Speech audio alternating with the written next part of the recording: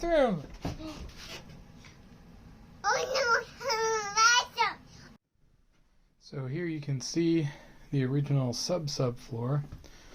Here's the piece that I managed to pull up. Fortunately, after I got a couple of those screws up, I was able to just get a crowbar underneath it and just pry the board up, because as you can see, all of the rest of them, the rest of the fasteners were nails, which of course you can just pry right out. So I got the subfloor on the right here off, and I'm working to get the subfloor on the left, this one right here, working to get this one off. The only problem is there's a toilet flange right here, and it appears that the toilet flange is over the subfloor. So I can't pull it up without destroying the toilet flange. So in comes the circular saw. Circular saw is great for making straight down cuts across here, here, here, and here. So then I'll just cut out a box for the toilet flange and then lift the rest of the plywood right off. So here we go. The circular saw has a depth gauge on it that can be used to set the saw to go as deep or as shallow as you need. So I set it to 3/4 of an inch, which is a very common subfloor thickness, and that's what my subfloor was too. And that worked out perfectly so that I could cut away the top layer without going any deeper and cutting into anything I didn't want to cut into. Here we are. You can see the subfloor. It's pretty messy, it's pretty rotted. So I'm going to go ahead and pull all that out as well. Yeah, there's some pretty bad water damage over here. I got a couple boards out already just to kind of take a look underneath. This joist, the one that runs right along there, comes all the way over here. It's questionable. I got to get the floorboards off all along here, and then we'll take a look and see how bad that joist is and decide what we're going to do about that. Once I got this subfloor section off, the joist actually looked pretty bad.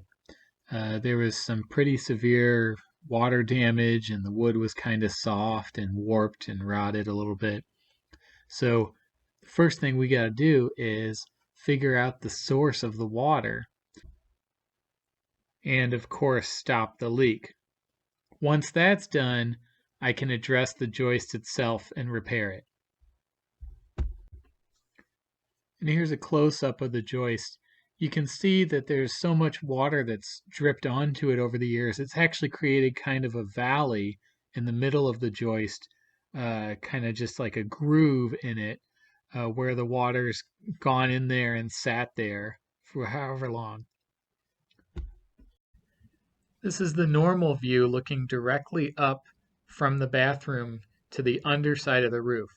You can't tell much with this view.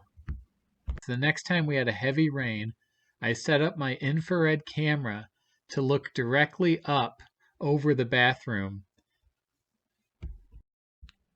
All that dark purple on the infrared camera is the water that's coming through and getting on the underside of the roof and ultimately dripping onto the joist. So it's all happening around the plumbing stack, which gives me a pretty good idea that there's probably some flashing or something missing on the plumbing stack. So I guess it's time to get up on the roof and see where the failure is. Okay, the flashing boot is off, and you can see that they used nails. This is the underside of the boot. They used nails all throughout it, which was a huge mistake. So we've got a bunch of holes right here. You can see places where dirt and all kinds of junk. You can see there's a big hole right there. All kinds of gunk got into it. So yeah, probably all these shingles are going to need to be replaced. At least all the shingles around this area. So after I replaced the shingles, I also replaced the venting to use PVC instead of the old cast iron. I figured it was a good idea to do that while I had everything out. You can see the shingles are seated on top of the metal boot flashing. so that the water runs downward towards the gutters. You always want the shingles overlapping this way to reduce the chances of water getting under the shingles or under the flashing boot. I also applied roofing tar liberally to give myself an extra level of insurance. Now that the source of the leak is fixed, I'll be back indoors to fix the water damage for the next video. Thanks for watching. Be sure to like and subscribe.